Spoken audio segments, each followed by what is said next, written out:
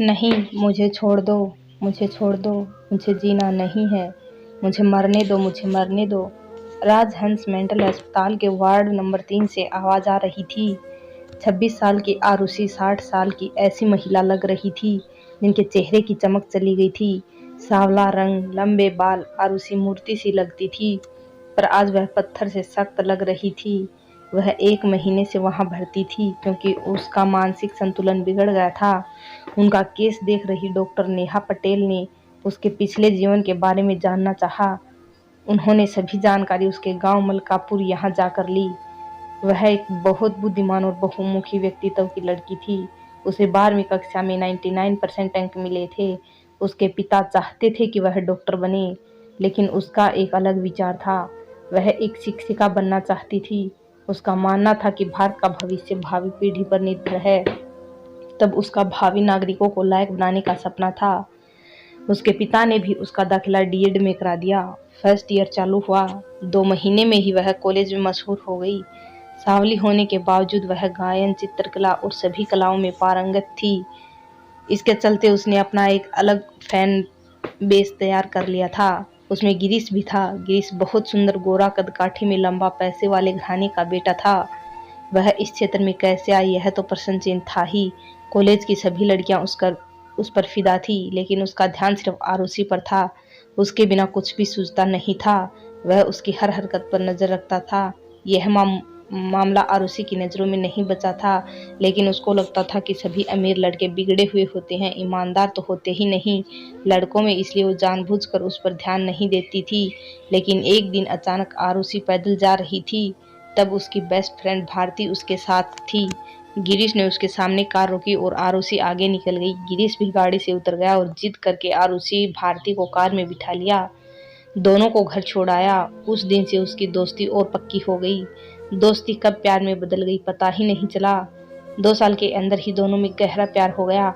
आज रिजल्ट का दिन था क्योंकि आरुषि कॉलेज में फर्स्ट आई थी। गिरीश भी अच्छे अंकों से पास हो गया। दोनों को नगर पालिका में प्राथमिक विद्यालय में नौकरी मिली। दोनों सेटल हो गए थे और सब कुछ अच्छा चल रहा था। लेकिन एक दिन अचानक गिरीश के पिता ने इन दोनों को एक साथ देख लिया।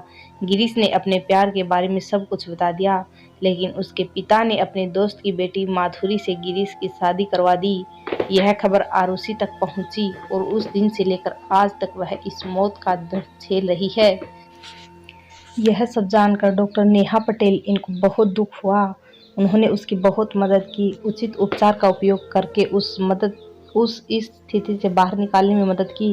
करीब 6 महीने बाद आरुषि पहले की तरह सही हो गई। वह एक नए दृढ़ संकल्प के साथ अस्पताल से बाहर आई। उसने खुद को आदिवासी क्षेत्र में स्थानांतरित कर लिया। वहाँ के बच्चों को पढ़ाने, उनकी कठिनाइयों को समझने और उन्हें प्रगति के राह पर लाने का बीड़ा उठाया।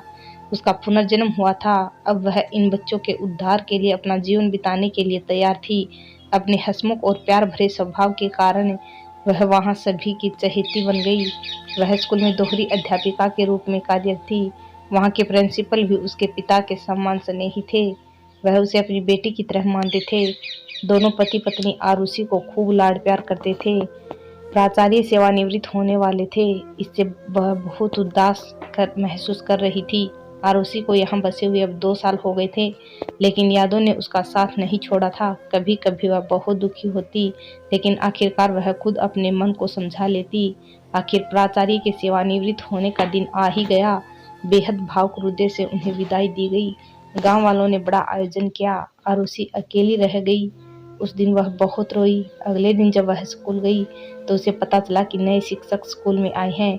सरपंच शिक्षक को स्कूल ले आए। उसे अपनी आंखों पर विश्वास नहीं हो रहा था, क्योंकि वह नया शिक्षक गिरीश था। उसने अपने चेहरे पर कोई भाव नहीं दिखाया। उसने स्वागत समारोह आयोजित किया। सरपंच तो ग्रामीण गए समारोह में। अब तो आरुषि से नहीं रहा गया। उसने उससे पूछा, तुम यहाँ क्यों आए हो? तुमने मुझे क्यों फंसाया? और अब तुम देखने आए हो कि मैं जिंदा हूँ या मर गई? यह कहते हुए उसकी आंखों से लगातार आंसू बह रहे थे। गिरीश की आंखों से भी आंसू बह रहे थे। गिरीश बोला, अरे सिर्फ मुझे एक बार अपना पक्ष रखने का मौका दो। और वह बोलने लगा, पिताजी ने मेरी कुछ नहीं सुनी और मेरी शादी करवा दी। मैंने उसे सब कुछ बता दिया था कि मैं सिर्फ आरुषि से प्यार करता हूँ। मैं तुम्हें अपने दिल में जगह नहीं दे सकता। वह भी कुछ नहीं बोली, वह समझदार थी। 12 महीने बाद बाजार जाते समय अचानक उसका एक्सीडेंट हो गया और वह इस दुनिया से चली गई। मैं क्या करूं, मुझे कुछ समझ में नहीं आ रहा था। उसके सारे काम पूरे करके मैंने तुम्हारा पता लगाया और स्थानांतरण आवेदन प्रस्तुत किया। बड़ी मेहनत से मुझे यह स्कूल मिली। तुमसे दूर होकर भी मुझे कभी खुशी नहीं हुई। मैं अपनी बाकी की ज़िंदगी तुम्हारे साथ बिताना चाहता हूँ Arushi. Will you marry me Arushi. Arushi ने जल्दी से गिरीश को गले लगा लिया। गिरीश ने कहा कि नियति को भी यही मंजूर था। धन्यवाद दोस्तों, वीडियो पसंद आई हो तो लाइक करें, चैनल को सब्सक्राइब करें।